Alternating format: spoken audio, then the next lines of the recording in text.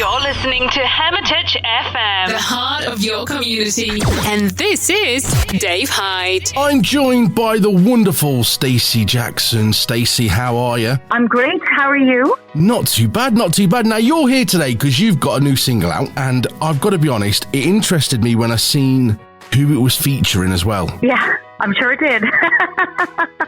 It's It Up Rebooted featuring Snoop Dogg. Yes. It is, and it's rebooted. I want to know how you managed to get the Snoop Dogg. Well, that's an excellent question. Yeah, well, you know, the song, it's the 10th anniversary of the record. So 10 years ago, I worked with Snoop Dogg on the record. And it was an interesting story because I had this dream when my late father had visited me in this dream. And he basically said, now is your time. This is what you've always wanted to do. And, you know, you need to focus on your music. And, you know, because I'd taken off a lot of years to raise children. I have 4 kids, and so getting back to the music industry was, you know, a little bit later on in life, and it was a bit risky, and with a very young, youthful industry that the music business is, and so it was a bit, you know, it was scary. Anyway, I had worked with a charity called Music for Youth on my first record, and one of the records got remixed and ended up like sitting between Lady Gaga and Scissor Sisters on the charts. And so I suddenly started getting calls from producers saying, "Oh, you know, your vocals really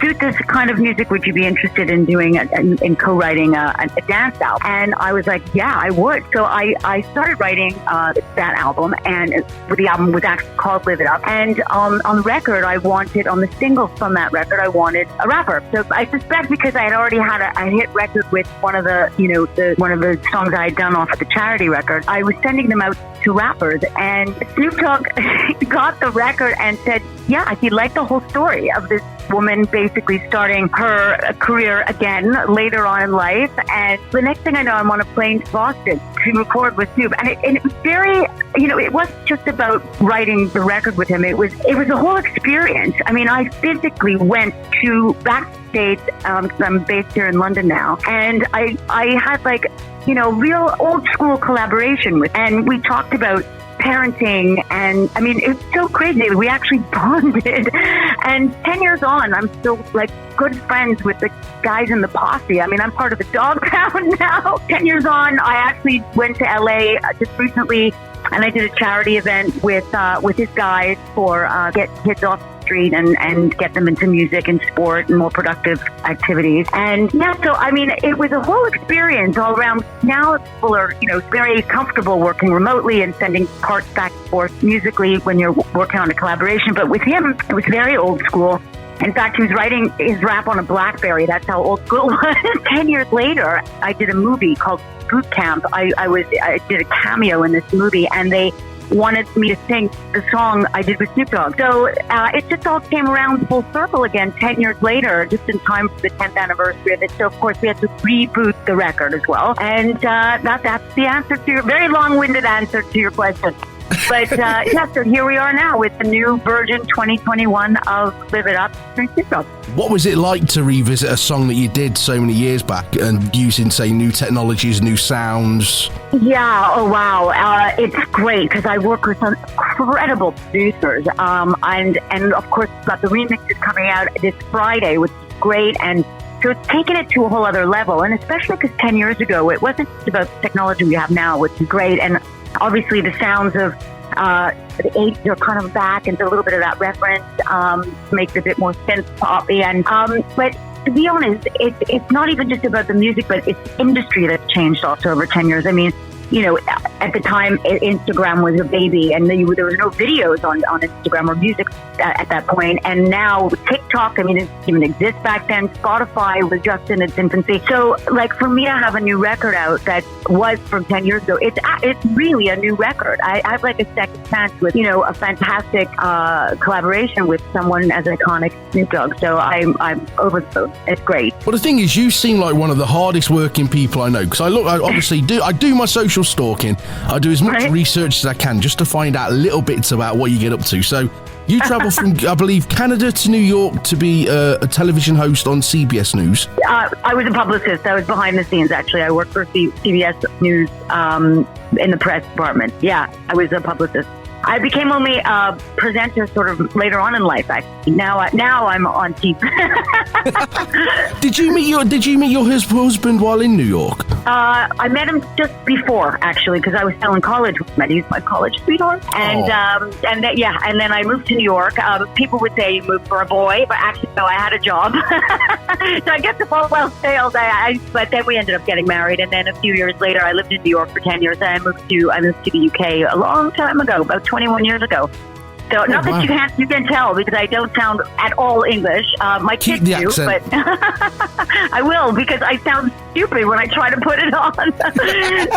Traveling to New York, then to the UK, then you started your music career later on in life, really, from what I can gather. Yeah, I did. I mean, I was always singing in bands. I was in a rock band in Montreal growing up since I was 15, and then I moved to New York. And even while I was working at, I left CBS, and then I worked at Lifetime Television, which is at the time it was a baby cable network. Now it's huge. And all the while I was in a band there. I was in a band called Fuzzy Dice. We did Motown and disco and fun party music, and I was always singing. But then when I moved here, it was hard. I had 2 young babies, and I had a couple more. And, like, where do you start? I wasn't exactly auditioning for the West End or anything. And I always wanted to record an album. That was really my dream. And so that's when I got myself aligned with Music for Youth, which was a charity I got very much involved with about 15 years ago. And we ended up, oh my gosh, it was such an experience. We brought in about 30 or 40 kids from all over the UK down to London to record on this album of Motown and rock tracks. But I'm talking mega talented kids from the UK. Like, they were all playing guitars. We had strings. We had choirs. It was incredible. And I just sort of sprinkled these kids throughout the album, and over a course of a few days, just having them coming into the studio and getting that experience of what it was like to record in a fantastic studio. So it was that itself got a lot of buzz.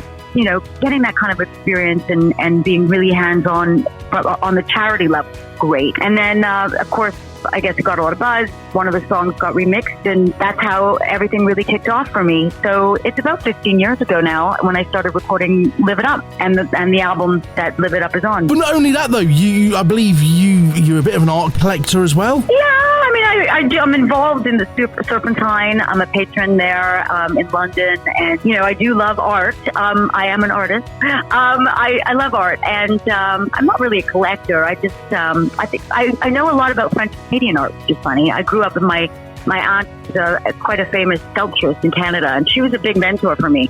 She also later on in life had 3 boys, and in her 40s, decided that she really wanted to go full-fledged into sculpting, and now she's like mega. I mean, her work is like all over the world, in office buildings, on cruise ships, and hotels. Wow. These massive guys. She's 92 years old and still climbs up on her ladder and chisels away. It's remarkable. So, I mean, I've had some wonderful women mentors in my life. I mean, my mother as well. But my mother was sex ed, so we're not going to go into that. But I have a lot of, wonderful mentors who, who I aspire to be like. And God willing, I'm dying still rocking. Oh, you will be. I'm going to be honest, I've done lots of social stalking, as I said. I found out lots about you. So you've also got a fitness gear that's out for, I believe, older ladies? I do. Yeah, I think it's funny because for me, the segue into dance music was just a natural transition, because I always, I grew up in the 80s and the 90s, and in the 80s, hard rock, and then, late 80s, early 90s, dance music world, largely because I was very into fitness, and I just loved anything with a beat that I can dance to and jump around and get exercise. For me, fitness is very synonymous with music, and love working out. Like, if I don't work out, it's like I didn't brush my teeth. It's just, I feel like it's part of my everyday routine. And I just felt like I had an issue because, and I couldn't have been the only one. I'm going to say this on air, but like, I have boobies, and like, I just never found anything that was actually the right support, and that I didn't have to get in and out of, really, struggle to get in and out of it, or pull it over my head, or that didn't cause irritation and blah, blah, blah. So I went out and I designed my own thing. But, see, I'm on the opposite side of that, because I'm a bit of an overweight man, so I know exactly what you mean about, having a chest that needs support, and I really do. Okay, well, maybe I'll go into Jason for men. But it's funny because I enjoy the process of learning how to develop a product. I mean, it's a creative process. It's like writing a song, and you start from nothing, and then you build it, right? And so I built up this apparel concept of Stay Fit, and we sold on the Ideal Shopping channel here in the UK, and we sold on Amazon, and it's been a great experience. I mean, I haven't done more than that yet. We were going to build on the brand, but the apparel business is not like the music industry. They're two different, very, very different businesses. And I really needed to focus on my music, and I keep putting stuff out there. And then, of course, this movie came. I got called to do a cameo, and then so my life started to get quite busy, and then after that, I became a host of a television series here in the UK. Well, that was the next question, because you advocate for age discrimination and working moms, work-life balance. Yeah. And you are one of the busiest ladies I know. The new TV show as well. And I have 4 kids. I know. It's really crazy. I really don't sleep. I think that's one thing that gets compromised in my life. I can't. I go to bed late because I'm writing the episodes, and then I wake up super early so I could be with my kids and do school, breakfast and stuff. I really try to be there for everything and everyone. Which, I mean, maybe one day will kill me, but right now it drives me, so I can't complain. But so I'm hosting this television series called Stacey Jackson in the 80s. It's a nostalgic TV series. I basically play music videos from the 80s, and I talk about different themes. So every episode is different. So this coming Friday, it's on Spotlight TV, which you can get on Sky or Freesat, and every Friday night at 9 o'clock. So it's prime time. And this episode coming up, I think, is the episode of movies in the 80s, so soundtracks of movies in the 80s. So you'll hear a little bit of Flashdance, about Fame, and a bit of Rocky, James Bond. It'll be fun. And it's been great because I've been able to research and go back into my own sort of personal history. So I'll talk about, what I was doing at the time, or what I was singing in what band, or where I had my first kiss and what music I was listening to at that time. So it's been really brilliant, and so I mean, it keeps me on my toes, and I'm really enjoying it. And my kids are super supportive of this. Like they're older, right? So teenagers, and and 2 of them are actually working, so they get it, they respect it. They're like, wow, my mom is a working mom and she loves what she does, and I think that they realize that I'm doing what I love to do, and I'm so happy, and everything that I've done in my life, I think, sort of leads to the next thing that I'm doing, right? It's a path that I'm taking, and it's a journey that I'm on, and they recognize it, and they appreciate it, and they respect it, and I think that's great. And I'm sending messages, especially to my daughter, who's my youngest teenager, and I think that she should be able to see, if you have a dream, that you can go out and get it, and nothing should get in your way. And a happy Stacey is definitely a happy mom, right? So saying nothing. They see me in my best. Saying nothing. Yeah, exactly. But the thing is, you're also showing them as well that you work hard, things can be achieved. Exactly.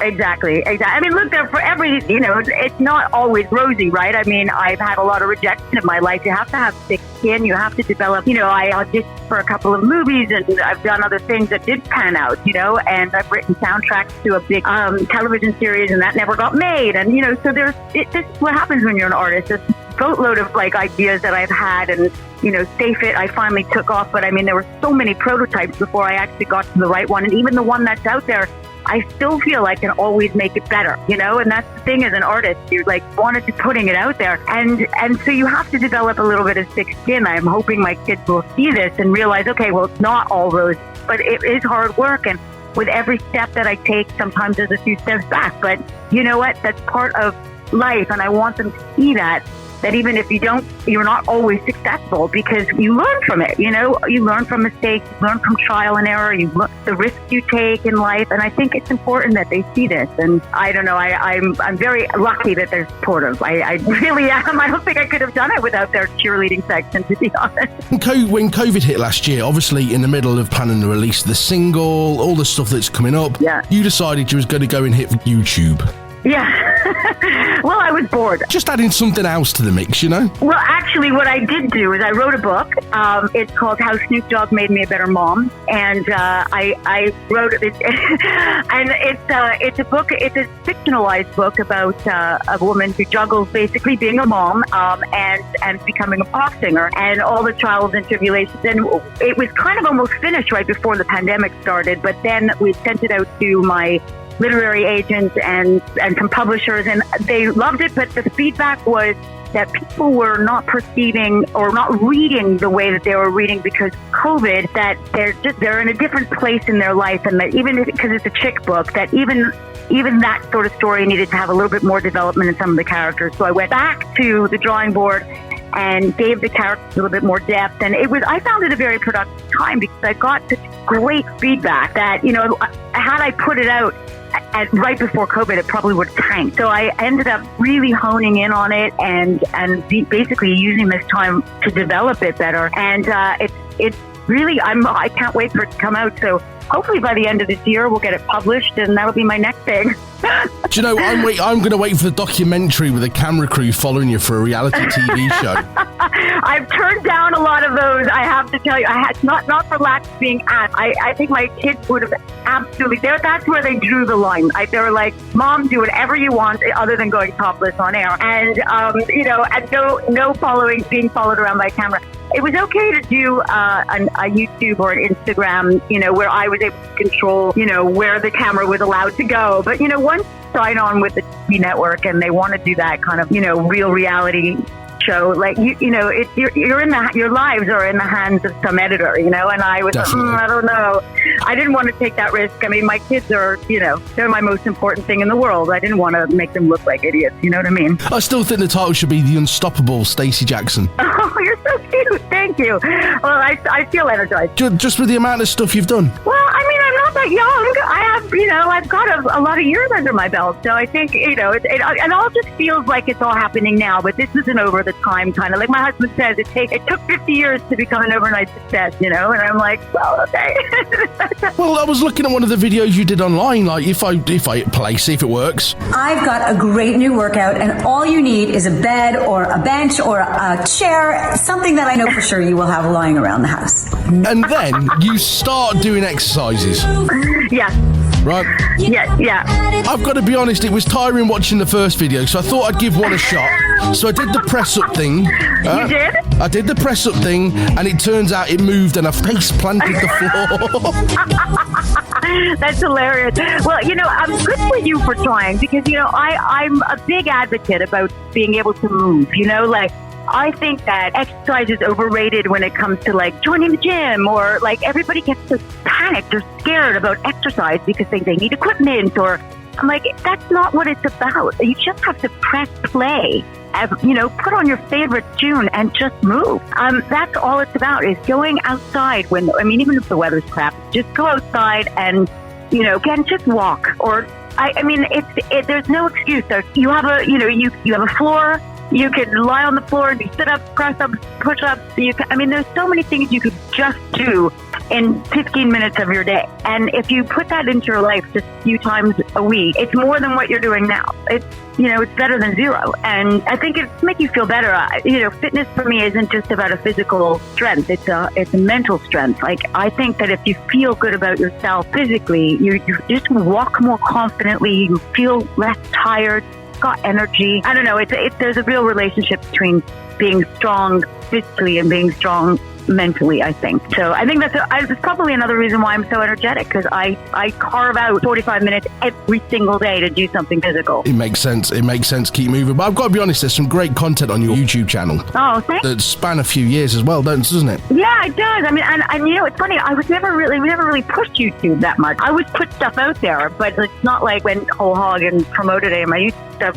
Some things do much better than others. Like my music videos, I suspect, would get a lot of hits, you know. And I do a lot of the behind the scenes stuff really for my fans, you know, for people that follow me on social media. It's been fun and I enjoy it. I love being on the camera, you know. Like I was saying, you know, when I'm hosting this Spotlight TV show, I mean, it doesn't really take me very long to film the episodes. It's the length of time I spend, though, on the prep, you know, writing the episodes, researching it, figuring out what I'm going to wear. All that stuff takes a lot of time. But being on the camera, I think that's the difference. I've got a face for radio. You've got the face for TV. Well, thank you very much. That is a big compliment. Thank you so much. So yeah, no, I enjoyed it. I enjoy all of this. You know, I think life for me, I'm enjoying it, and I hope it shows. I hope my people that, you know, follow my music or any of the stuff that I'm doing can see that it's just someone who's really enjoying life. I think life's too short. Oh, definitely. You always seem to be smiling. So let's list everything we've got here at the moment. So we've got It Up Rebooted out now. Yeah, out now. And the remixes come out on Friday, and I'm super pumped about those, I have to tell you. I can't wait to hear them. Oh, they're amazing. It's some of my favorite remixes of all the ones that I've done, and I've done a lot over the last dozen years or so. So yeah, I'm really excited. And is that coming out as an album? Yeah, it's an EP of remixes. Yeah, from all over. I've got some from the US, some from the UK. Amazing working with Pink Pandas. Oh wow! And these are guys who are like, yeah, they've got like, you know, mega followers. So it's good because, you know, I feel very flattered that at my age that I get to work with incredible producers and remixers. I'm just love it, really, I do. So that's coming out this Friday. To be honest, I think we should rename you. Your nickname's got to become something like Tinkerbell, because Tinkerbell never grew old. That's right. Oh, thanks. Okay, another compliment. Thank you very much. I'll take that. I'll tell my kids, just call me Mommy Tinkerbell. That's it. When they say why, I say, well, I come from a place where I never grow old, and that's what it's like in my mind. Exactly. I don't think but I like growing old in theory. Like, I like the fact that I can say to people, you know, well, I actually lived through the 80s. You know, like, I went through the genres of music and the generational changes of music and all the things that happened in the world and, like, in those years. Like, I can pull upon those kinds of real life experiences when I'm creative. I actually have those references in me. And I think that actually why I do what I do musically and creatively is that I really have that as an advantage. So I don't look at my age and go, oh, wow, I'm old or whatever. I actually like it. I view it as an advantage or to have that experience, you know? Totally get it. You know, you've got to live life in which to experience something. And age is that thing that's a constant, isn't it? You constantly are getting older, but without them experiences, you're not the person you are today. Exactly. Well, you said that very well. Album this Friday, book later on in the year, and then you've got the TV show out on Friday. Fridays at 9. Every Friday at 9 on channel 365 on Sky. It's Spotlight TV, so you could actually watch it on their website live, but I think FreeSat also carries it. So yeah, it's crazy. I mean, I remember when they called me and said that I should come in for the screen test. I couldn't believe I got the job on the spot, that they actually used the first episode was my screen test. Oh, wow. I know. I was like, wait, what? You're going to use that as the first episode of my show ever? They're like, yeah, you nailed it. Okay. So it was great. I was super excited about that. And then the movie that I'm in, I'm only in like one scene because obviously I'm performing Live It Up in the scene. It's called Reboot Camp, and that's out now, and it won all these awards for best comedy. It's crazy, and it's also going to be on Sky for the next 2 years, but you can rent it, stream it on other platforms. And yeah, it's a cult film. Literally, it's about this fake guru who gets all these people in LA to like follow him. I mean, it's obviously it's a mockumentary. It's quite hilarious, and the cast is brilliant. I was on set with all these guys. I mean, unbelievable. Ja Rule was in it. Don't ask. Nice. It was crazy. Eric Roberts, Kelly Price, David Lipper. I mean, a big cast. So I was very, it was like a real experience for me to I went to Hollywood, recorded the scene. It was fantastic.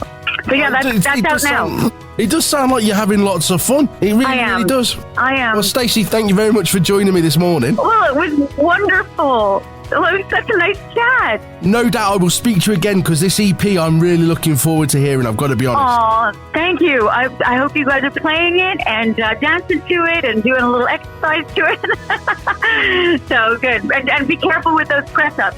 I'm not doing the exercises again because I get hurt. Oh, you poor thing. Thank you very much, Stacey. Thank you so much for the chat. Nice to No be problems. here. Thank you very much. This is Stacey Jackson and the new single It Up Rebooted. Thanks. Bye. You're listening to Hermitage FM, the heart of your community. And this is Dave Hyde.